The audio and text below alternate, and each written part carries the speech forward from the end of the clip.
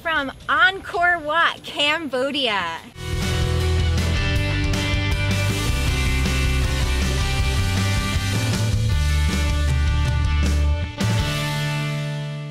Good morning. It is a little bit before 4:30. We're having another tuk-tuk pick us up, and today we are going to Angkor Wat, which I am so excited. It's been a dream of mine for so long. Angkor Wat and Machu Picchu were actually background wallpapers on my very first computer. The reason that we're going so early is because we want to see the sunrise there. I heard it's absolutely beautiful. Let's go! We watched the sky illuminate slowly during the drive and stopped only once to buy our tickets on our way. So when we first got in here, it was pitch black and we really couldn't see what we were walking through. But now, as the sun is slowly rising, we're getting these gorgeous outlines of what beauty we're surrounded in. It's absolutely incredible.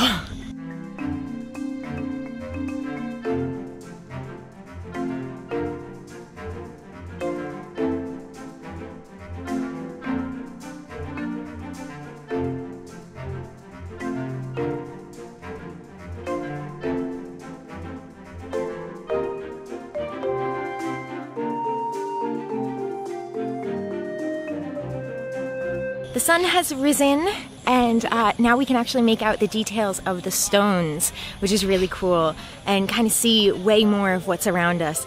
Unfortunately, that does mean that we're seeing the children that are sent here to sell things. I'm going to do an entire video, or I might have already done an entire video about child welfare here in Cambodia and why you should not buy anything from them. But I literally said to this girl, "You should be in school." And she just said, yeah, I don't know if she actually understood because, you know, I don't know if she speaks English fluently. I doubt it. But it was enough to make me start welling up and wanting to cry.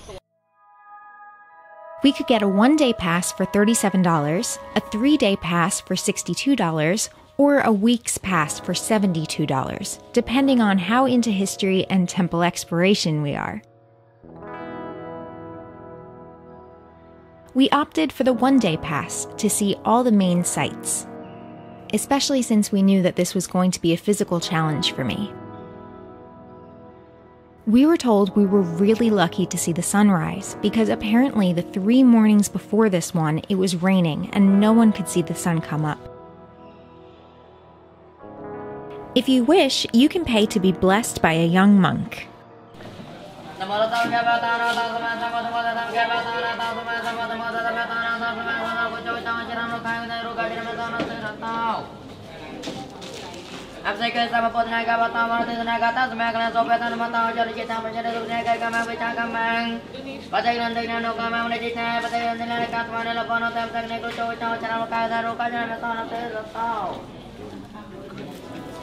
With the amount of detail that's put into all of the etchings in the stone, a majority of the historians actually believe that people here thought the leader, the king of Angkor Wat was actually a god.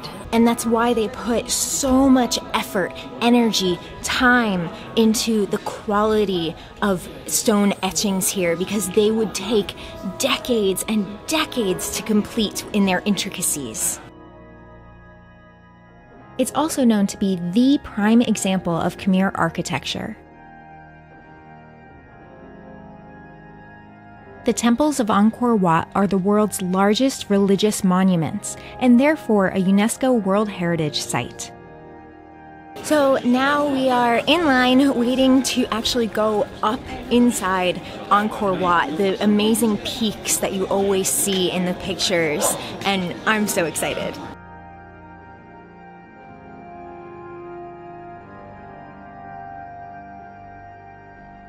Angkor Wat is 248 square miles, or 400 square kilometers.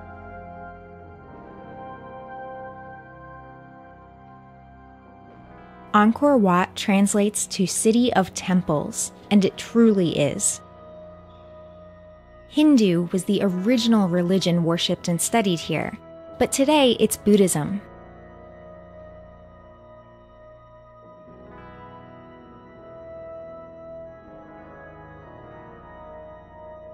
Sadly, Angkor Wat is rented by a private company and is for profit. Although they donate $2 from every ticket purchased to a local hospital. And some of the money goes back into the temples for their upkeep, but the majority of the money towards the restoration of these temples actually comes from an organization in Japan. So the materials used here are sandstone. So anything that you see that's really dark, it means that it's much older, and anything really light has been newly restored.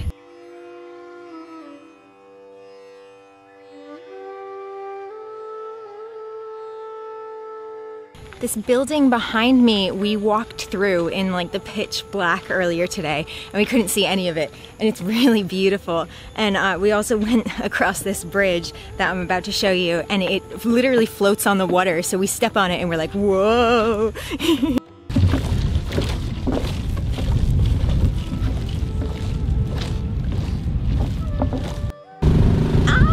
Dust is getting in my eyes. On to temple number 2. And there's dogs everywhere. I love it. Angkor Wat took approximately 30 years to build during the first half of the 12th century. We're at the second temple now. It's in the center of the whole Angkor Wat experience, and we actually see wild monkeys, and I don't know if these are the kind that will like steal your stuff and not give it back unless you like throw them food or something. I'm being wary because I've heard of that in other places, but I don't know if they do that here.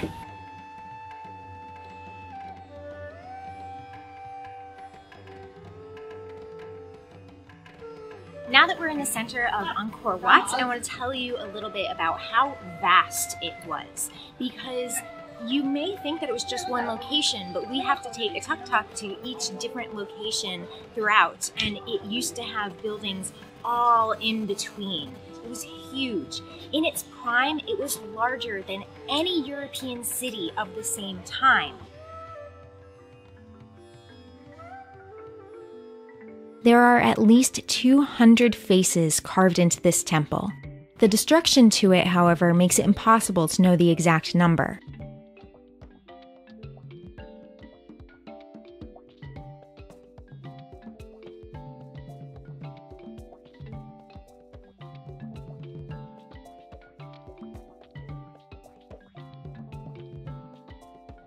When London had an estimated 30,000 people, Angkor Wat had an estimated minimum of 80 to 90,000, and some experts even estimate that it reached 140,000 people.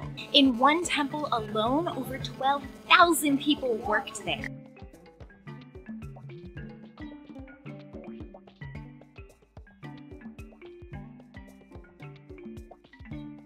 These stairs will be the death of me today.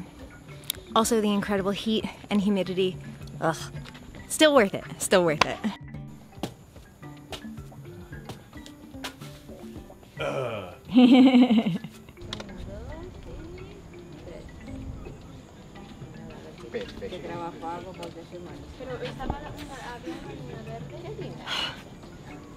Whoa. I almost lost my balance.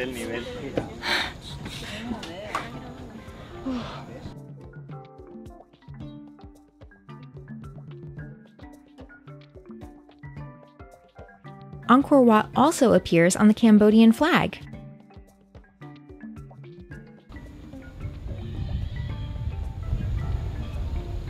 Can you see any of these dragonflies? They're everywhere.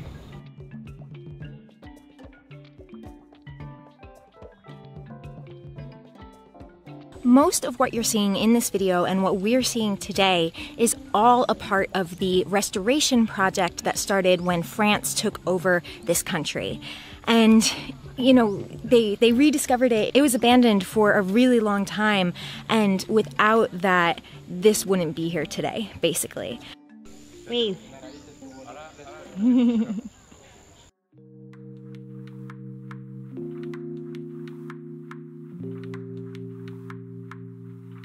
Now we are heading to the Tomb Raider Temple, which is pretty exciting. I don't even know if I watched the movie. I played the video game when I was younger, but yeah. It's supposed to be really beautiful, and I'm really excited to see it.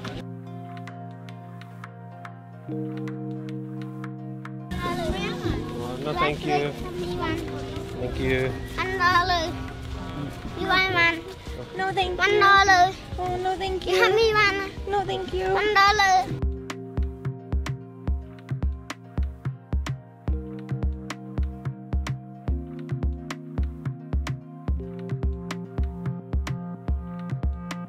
I'm pretty sure this is where the wallpaper picture was.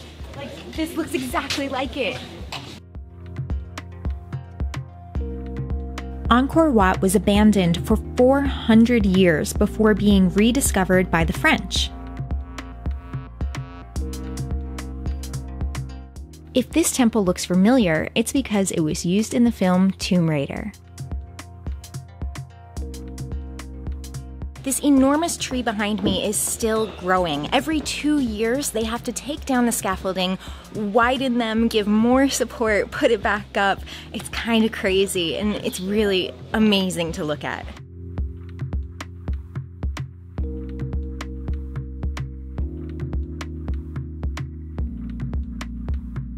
This temple is definitely the wildest feeling, and maybe that's why it was quickly my favorite.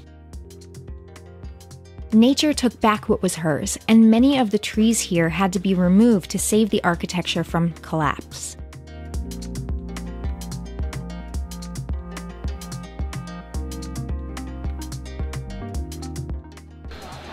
Instantly flashing red, this is gonna die so soon. So soon.